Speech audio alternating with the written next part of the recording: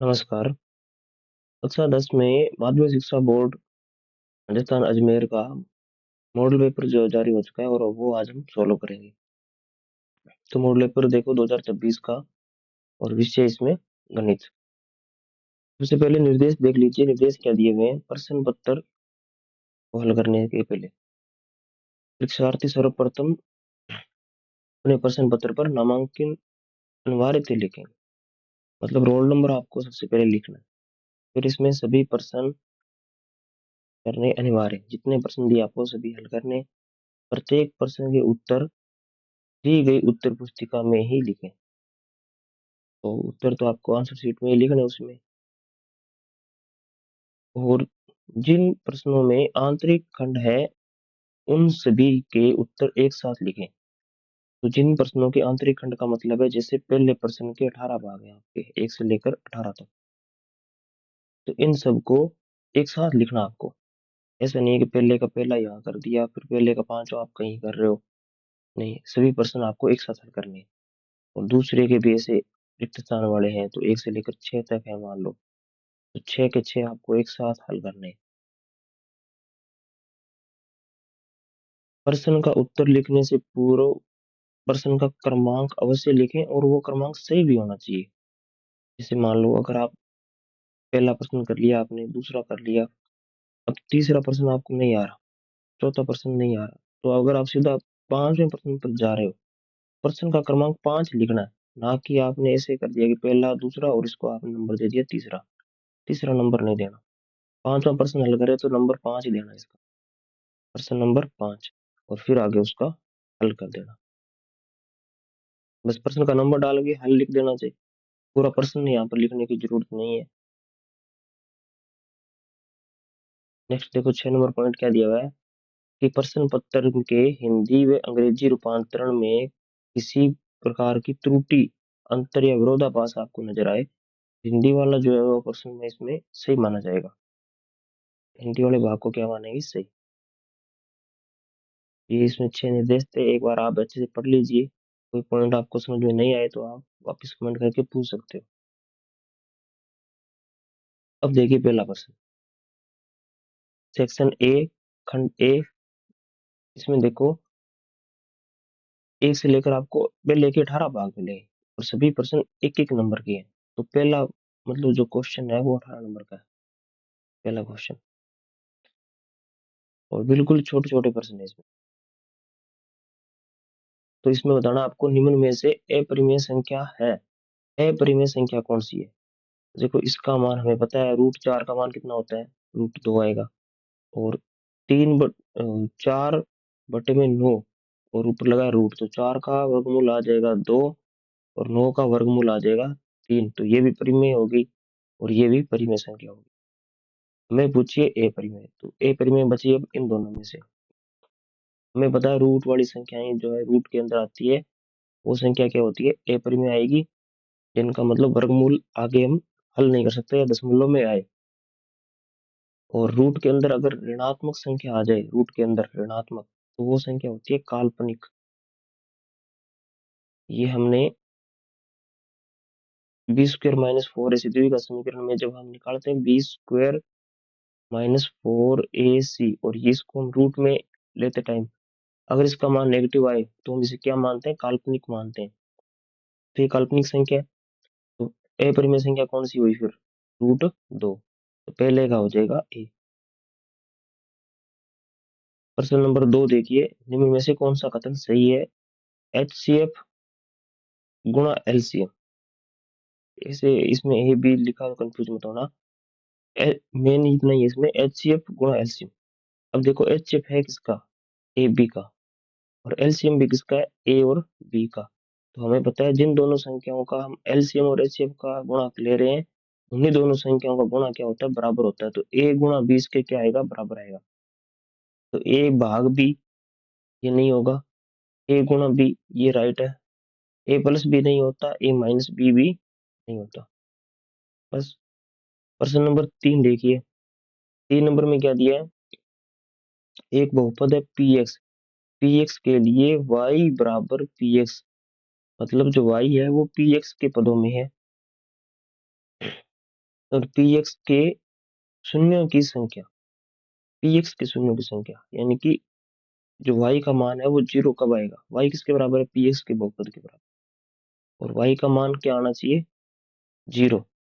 y का मान zero कब कब आता है, जब हम ग्राफ की बात करते हैं तो ये अक्ष है एक्स अक्ष अपनी, ये अक्ष कौन सी है, एक्स, और ये अक्ष है वाई अक्ष। तो हमें बताया है एक्स अक्ष के ऊपर वाई का मान जो है वो क्या होता है, जीरो होता है। तो इस लाइन के ऊपर जब भी पॉइंट आएगा उसका मान कितना आएगा, जीरो आएगा। इस लाइन पर पॉइंट देखो आप कब आ रहा है, ये वाली एक्स अक्ष। तो एक पॉइंट ये आया, दो, और ये तीन, तीन पॉइंट आए हैं इसलिए। तो कितने शून्य होंगे इसके, तीन होंगे, और तीन किस ऑप्शन में, ए बी से दे में। अब देखो इनको हल कर, आप ऐसे हल करते जाओगे, और हल करने के बाद में आपको कॉपी में जब इनके आंसर करने हैं ना, तब एक बात का ध्यान रखना, आपको पता होगा पहले से ही कि इसके पर्सन पहले में कितने भाग हैं, 18 भाग हैं। तो आप इसमें टेबल बना लेना एक, ऐसे एक टेबल बना लेना कॉपी में, और उसमें काउंटिंग लिख लेना आप 18 से।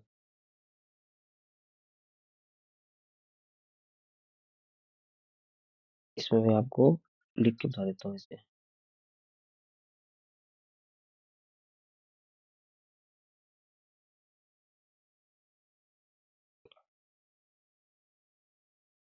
ये आपने एक लाइन खींच दी, ये दो, इस प्रकार आप इसमें पर्सन का नंबर, यहाँ तो एक नंबर डाल दो आप, यहाँ रोमन वाला एक, दो, ऐसे पर्सनों के नंबर आप इस प्रकार नौ तक नंबर डालते जाओ, तीन, ऐसे डालते जाओगे नौ तक आ जाएगी। फिर यहाँ से आप एक लाइन छोड़कर यहाँ से कर दो आप 10 नंबर, 11 नंबर, और 12 नंबर, ऐसे आप 18 तक नंबर इसमें डालते जाओगे। देखो पहले प्रश्न का आपने आंसर क्या निकाला था, पहले का ए, और दूसरे का बे, और तीसरे का दे। तो आप इसमें इस प्रकार भर दो, पहले का ए, बे, और इसका दे। देखो अब हम क्या करते हैं, ऐसे करते हैं कॉपी में, पहले का ए, फिर यहाँ लिखेंगे, दूसरे का बे, और फिर यहाँ लिखेंगे तीसरे का दे। ये नहीं करना, इसमें आपको टाइम ज्यादा लगता है।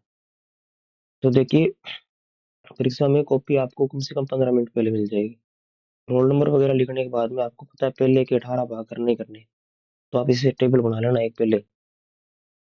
इसमें इस प्रकार आपको 9 कॉलम इसमें रखने, और इस प्रकार 4 रखने, क्योंकि एक में पर्सन फिर उसका आंसर, फिर एक में पर्सन एक में आंसर, तो 9 इस लाइन में आ जाएंगे और 9 ही इस लाइन में आ जाएंगे। तो 9 और 9 18 पर्सन आपके कंप्लीट हो जाएंगे इतनी की जगह में। ताकि बोर्ड में देखो 36 पेज की कॉपी तो होती है, और कई बार ये भी कम पड़ सकती है, कॉपी का यूज भी अपने ध्यान से करना है। अब नेक्स्ट देखिए प्रश्न नंबर 4। 4 में दो सरल रेखाएं दे रखी है, a1 x b1 y c1 बराबर 0, और दूसरी है a2 x b2 y और c2 बराबर 0, प्रतिच्छेद करती है यदि। तो दो रेखाएं प्रतिच्छेद कब करती है, तो कंडीशन हमें याद होगी, a1 बटे में a2 बराबर नहीं होता, इसमें b1 बटे में b2, और जहां भी ये कंडीशन दिखे वो अपना राइट आंसर हो जाएगा। देखो ये नहीं है, बराबर नहीं का आना चाहिए, a1 बराबर c1, सी के तो होती नहीं, a1 a2 लेना है, इसमें भी c1 है, तो a1 a2 और b1 b2 तो है ऑप्शन। 5% एक समांतर श्रेणी दे रखी है, 1/3, 5/3, 9/3, 13/3, इसका सारा अंतर बताना है। देखो सबके बटे में तीन ही है, एलसीएम में इनका तीन ही आएगा, इसको देखने की कोई जरूरत है नहीं, तो आप यहाँ से अंतर निकाल सकते हो। 4 + 1 + 4 5, 5 और 4 9, 9 और 4 13, कितने कितने का अंतर चल रहा है, 4 का, और बटे में सबके तीन है तो इसके भी तीन लगा दो, तो 4/3, प्लस का माइनस का, तो प्लस माइनस का कब लगता है, अगर बढ़ रही है तो प्लस का आएगा, कम हो रही है तो माइनस का, तो ये तो बढ़ रही है, तो ये ऑप्शन।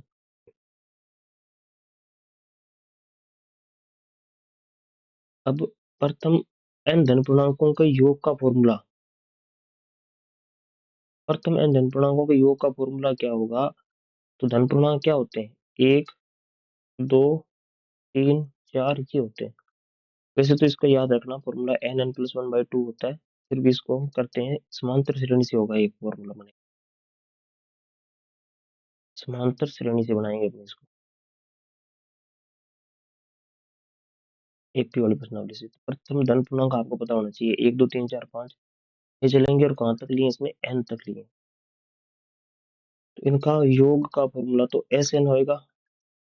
फॉर्मूले में क्या आता है? एन बटे में 2, फिर ए, 2a, या ए प्लस, पहला पद और लास्ट पद लिख लेते हैं अपने। तो पहला पद कितना है? 1, और अंतिम पद कितना है? एन। तो इसको बस देख लो, आप एडजस्ट कर लो। देखो एन का एन लिख दिया, इसको एन को पहले लिख देते हैं अपने, एन प्लस 1, और बटे में कितना इनके? 2। तो ये फॉर्मूला बन गया n n plus one upon two. Next देखिए सातवां प्रश्न। सातवें में क्या दिया हुआ है?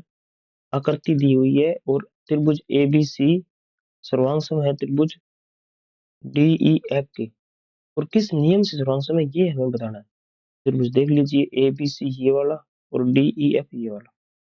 अब देखो इसमें ये भुजा, फिर इनके बीच का कोण, और ये भुजा, इधर भी ये भुजा, इनके बीच का कोण, और फिर ये भुजा, और ये समरूप है।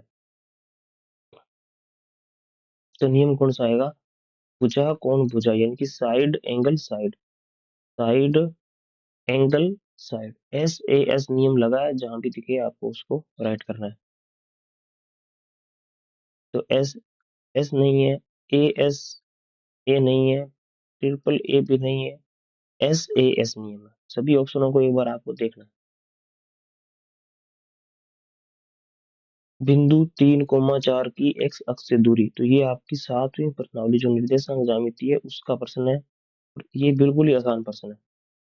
कई बार बताया आपको, इसमें एक्स अक्ष से अगर दूरी पूछे तो वाई का निर्देशांक बता दो, वाई अक्ष से दूरी पूछे तो एक्स का निर्देशांक बताना है। और एक बात का ध्यान रखना, आपको इसका चिन्ह हमेशा ही प्लस का रखना है, माइनस का नहीं लेना। तो इसमें आपको एक्स अक्ष से पूछे तो वाई का निर्देशांक बता दो, वाई का निर्देशांक कितना है? 5 या 4, तो दूरी कितनी आएगी? 4। बस।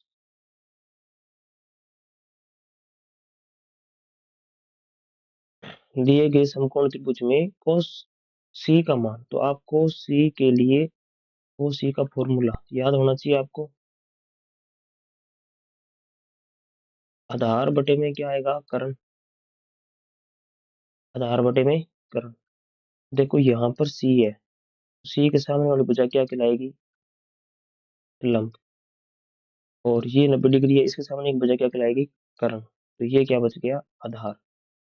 तो आधार बटे में कर्ण, यानी कि 3/5। 3/5 कहाँ पर है? 3/5 ए ऑप्शन में, 5/3, 4/5, 5/4। ये थोड़ा सा इसमें ध्यान रखना, ऑप्शनों में थोड़ा बहुत बदल फेरबदल करते हैं। 3/5, 5/3, ध्यान से करना इनको। अब देखिए 10वां प्रश्न। एक मीनार ऊर्ध्वाधर ऊर्ध्वाधर खड़ी है धरती के एक बिंदु से, जो मीनार के पाद बिंदु से 15 मीटर दूर है। धरती का कोई पॉइंट है, वो मीनार के पाद बिंदु से कितना दूर है? 15 मीटर। मीनार के शिखर का वजन कोण 60 है, मीनार की ऊंचाई हमें ज्ञात करनी है। तो एक समकोण त्रिभुज बना लेते हैं। मीनार वाले में आपको पता है समकोण त्रिभुज बनेगा। ये अधिक कोण बन गया।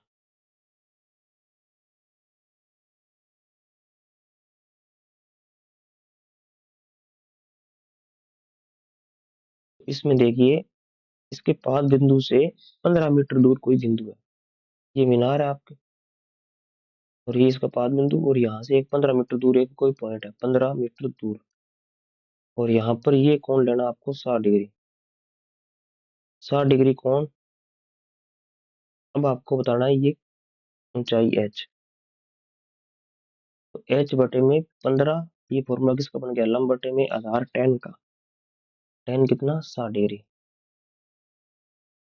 tan 60 degree. तो h बराबर 15 tan 60 का मान होता है √। 15√3 मीटर इसका आंसर आ जाएगा। 15√3 मीटर।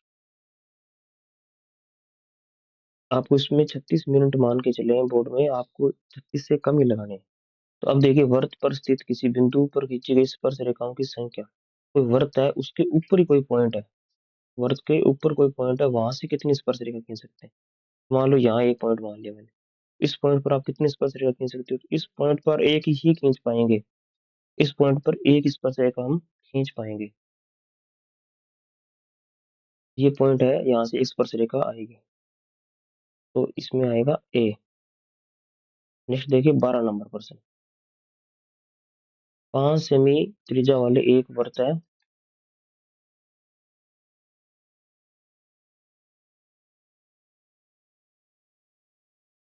1 मिनट इसमें।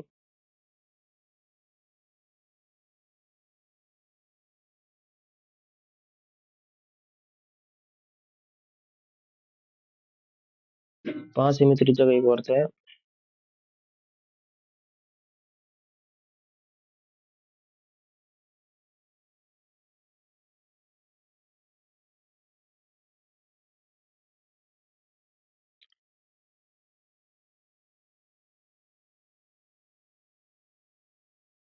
5 सेमी त्रिज्या का एक वर्त लिया, जिसमें पी पॉइंट से स्पर्श रेखा पी क्यू केंद्र ओ से जाने वाली एक रेखा से बिंदु क्यू पर इस प्रकार मिलती है कि ओ क्यू 12 सेमी है और पी क्यू आपको पता नहीं है। तो ये आपकी किताब का ही प्रश्न है, इसका आंसर ये आना चाहिए। फिर भी इसको हल कर लेते हैं। एक वर्त लेना है, केंद्र लेना है, केंद्र से त्रिज्या कितनी है 5 सेमी, 5 सेमी त्रिज्या है, यहाँ से स्पर्श रेखा पी क्यू,